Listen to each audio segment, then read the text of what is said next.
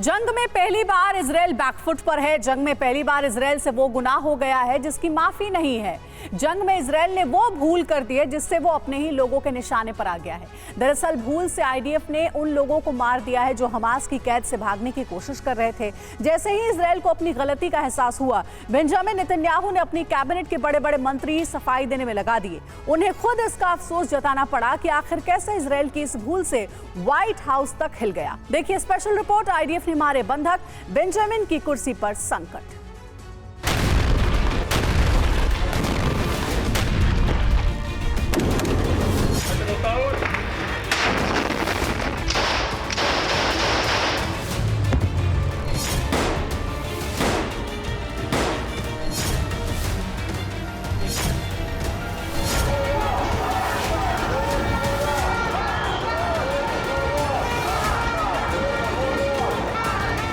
Gaza की जमीन पर नरसंहार हो रहा है। गाजा की जमीन बम और बारूद से दहल रही है। गाजा की फिजाओं में बारूद खुल गया है। हमास झुकने को तैयार नहीं है, तो वहीं इंतकाम की आग में जल रहे इजराइल ने हमास का नामो निशान मिटाने की कसम खा ली है। लेकिन इस बीच इजरायली डिफेंस फोर्स से ऐसा कुछ हो गया है जिससे इजराइल के प्रधानमंत्री बेंजामिन नेतन्याहू पर जबरदस्त प्रेशर बढ़ गया है।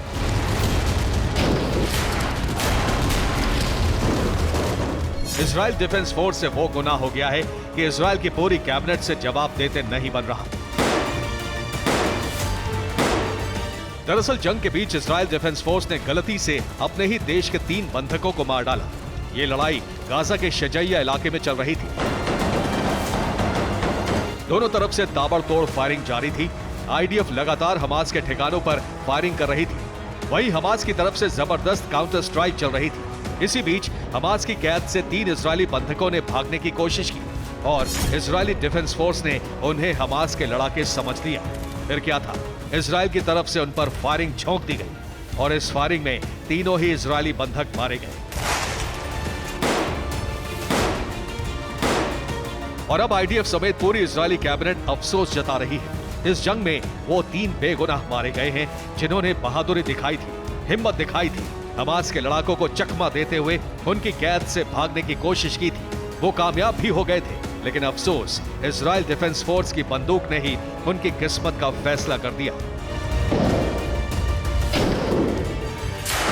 जंग में जब भी किसी बंदूक से गोली निकलती है तो वो ये नहीं पूछती कि वो दोस्त है या दुश्मन। और आईडीएफ से हुई गलती का अंजाम उन 3 बेगुनाहों को अपनी जान देकर भुगतना पड़ा। अब उनके नाम भी जान लीजिए। योताम हाई, हमास ने कफर अज़ा से बंधक बनाया था। समर तलाल का, हमास ने नीरम से बंधक बनाया था। एलोन शमरीज, जगह का पता नहीं। इन तीनों की मौत के बाद आईडीएफ के प्रवक्ता रियल एडमिरल डैनियल हैगरी इस दर्दनाक खबर के साथ सामने आए। जैसे ही डैनियल हैगरी ने पूरे देश को 3 बेगुनाहों की मौत के बारे में बताया, चारों तरफ हड़कंप मच गया। इजराइल के अलग अलग हिस्सों से लोग सड़कों पर उतरने लगे। पूरे देश से बंधकों की वापसी का दबाव बढ़ने लगा और इजराइल के पीएम नेतन्याहू को खुद इसकी सफाई देनी पड़ी।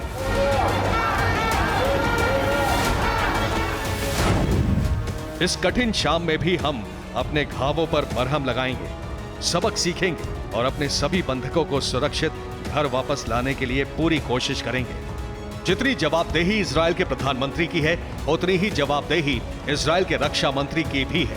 आईडीएफ की भूल से हमास के खिलाफ ऑपरेशन रोका नहीं जा सकता, क्योंकि अगर इजराइल लगातार हमास के ठिकानों पर बमबारी कर रहा है तो वही हमास भी अल्ट्रा मॉडर्न हथियारों से काउंटर अटैक कर रहा है। अपने ही बंधकों की बात के बीच इजराइल के रक्षा मंत्री योव गैलेंट को भी सामने आकर अफसोस जताना पड़ा। इस मुश्किल वक्त में मेरी संवेदनाएं और मेरा दिल उन 3 बंधकों के परिवारों के साथ है जो गाजा में आईडीएफ की गोलाबारी में गलती से मारे गए हैं। ये हर इजरायली के लिए दर्दनाक घटना है। हमें संयम से काम लेना होगा और कार्रवाई जारी रखनी होगी। इजराइल पर दबाव इसलिए भी और बढ़ गया है क्योंकि हमास को लेकर उसका दावा गलत साबित हुआ है।